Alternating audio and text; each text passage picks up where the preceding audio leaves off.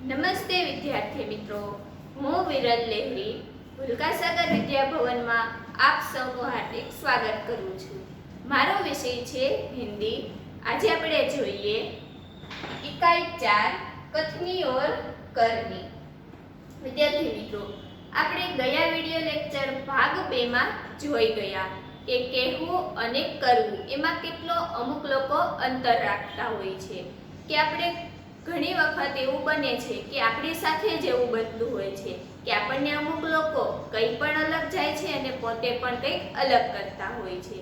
એવી જ રીતે આપણે આ પાઠમાં અમુક ઉદાહરણો પણ જોયા કે જેવી રીતે ફૂલ તોડવાની મનાઈ હોવા છતાં પોતે જ જે વ્યક્તિએ સૂચના લખી છે તે જ વ્યક્તિ ફૂલ તોડે છે।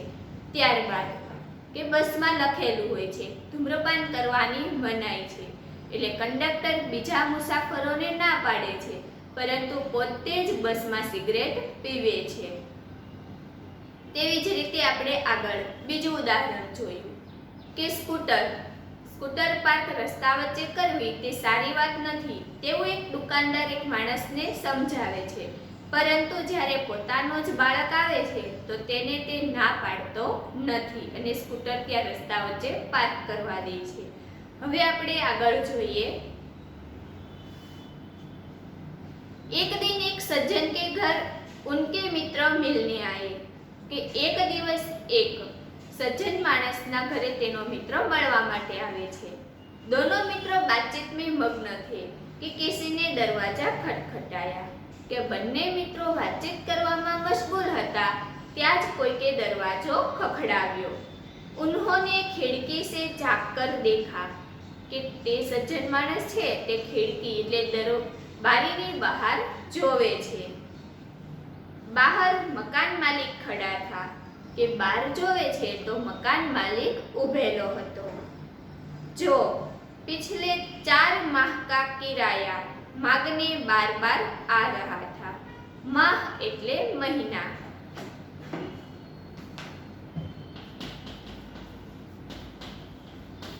माह એટલે મહિના અને કિરાયા એટલે ભાડું।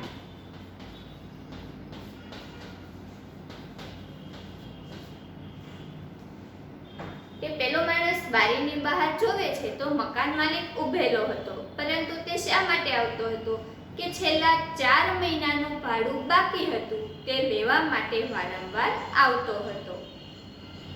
उन्होंने अपने बच्चे को समझाकर बाहर भेजा।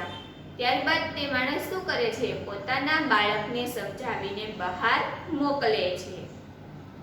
जब बच्चा बाहर गया तो मकान मालिक ने उससे कहा કે જ્યારે પેલો બાળક બહાર જાય છે તો મકાન માલિક તે બાળકને કહે છે तुम्हारे पिताजी से कहो कि मैं मकान का किराया लेने आया हूँ કે તું તારા પિતાજીને બહાર જઈને કે હું મકાનનું ભાડું લેવા માટે આવ્યો છું। बच्चे ने तपाक से जवाब दिया। तपाक એટલે જોશ के साथ जल्दी से। तपाक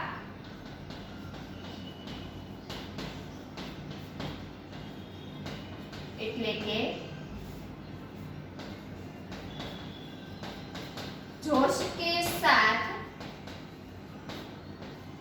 जल्दी से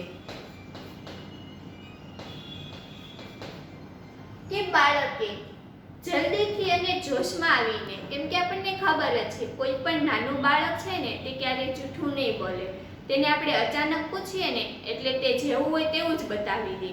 તો આ બાળકથી પણ એવી જ ભૂલ થઈ જાય છે કે અંદર તેના પિતાજી કંઈક અલગ શીખવાડે છે, પરંતુ જેવું તે શીખવાડે છે એવું જ તે બહાર આવીને જલ્દીથી બોલી દે છે।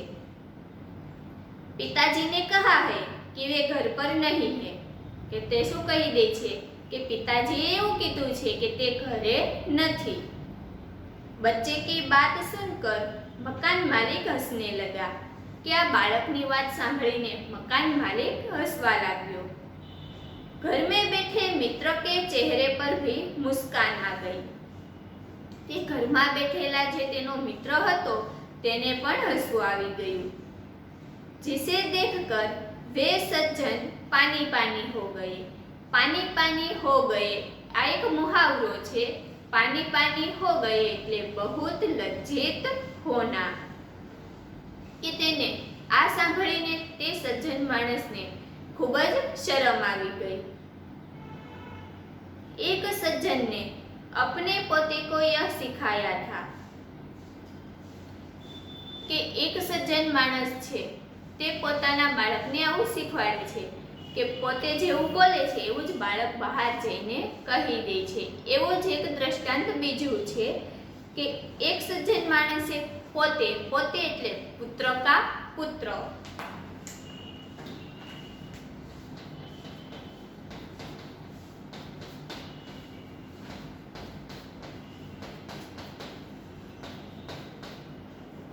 એ દીકરાનો દીકરો હોય તેને શું કહીએ આપણે પૌત્ર। એક સજ્જન માણસે પોતાના પૌત્રને એવું શીખવાડેલું હતું। हमें कभी किसी काम को गलत ढंग से नहीं करना चाहिए कि આપણે ક્યારે કોઈ પણ કાર્ય ગલત એટલે ખોટી રીતથી કરવું જોઈએ નહીં। સદા अपनी बारी की प्रतीक्षा करनी चाहिए कि હંમેશા આપણા વારાની રાહ જોવી જોઈએ। વિદ્યાર્થી મિત્રો હવે જોઈએ પેજ નંબર 22 પર। एक दिन की बात है कि एक दिवसनी बात छे। वे जल बिजली के बिल जमा कराने गए કે તે પાણી અને વીજળીનું બિલ ભરવા માટે જાય છે। साथ में उनका 8 वर्षीय पोता भी था કે સાથે તેનો 8 વર્ષનો પુત્ર પણ હતો। बिल जमा कराने वालों की लंबी कतार देखकर वे कोई उपाय सोचने लगे કે બિલ ભરવા માટેની આટલી લાંબી લાઈન જોઈને તેના દાદાજી છે તે વિચારવા लाग्या।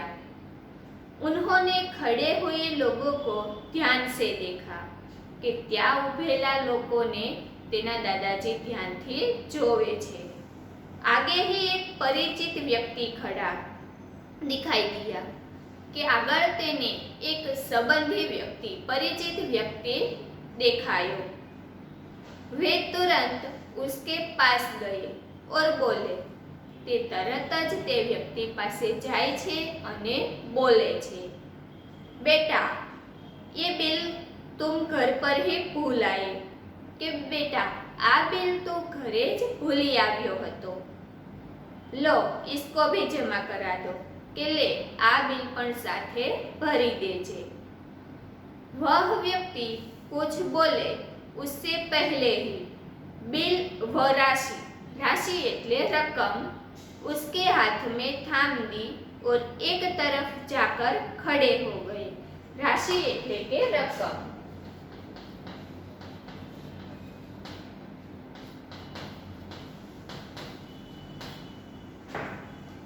કે પેલો બાળક છે તે કંઈ પણ બોલે તે પહેલા જ દાદાજી શું કરે છે બિલ અને પૈસા બંને તેના હાથમાં મૂકી દે છે અને સાઈડમાં ઊભા રહી જાય છે। પોતા બાર કહને લગા કે તેનો જે પૌત્ર હતો તે વારંવાર કહેવા લાગ્યો દાદાજી લાઈન में लगिए न કે દાદાજી લાઈનમાં ઊભા રહો ને।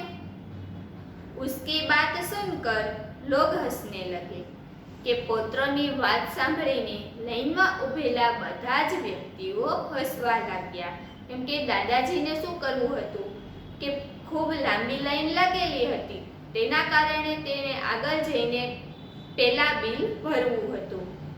એના કારણે તે આગળ સંબંધી વ્યક્તિ પાસે જઈને જૂઠું બોલે છે કે તેને પોતાનો દીકરો હોય એવું સાબિત કરે છે પરંતુ તેનો નાનો જે 8 વર્ષનો પૌત્ર છે તે સત્ય કહી દે છે।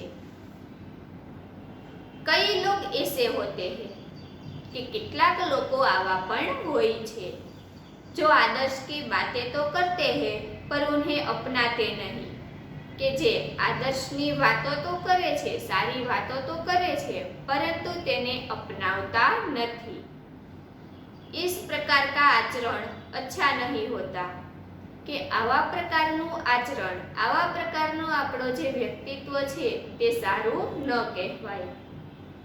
ऐसा आचरण करने वालों को कभी सम्मान नहीं मिलता, કે જે આવું આચરણ કરે છે તેવા લોકોને ક્યારેય આ જગતમાં માન સન્માન મળતું નથી।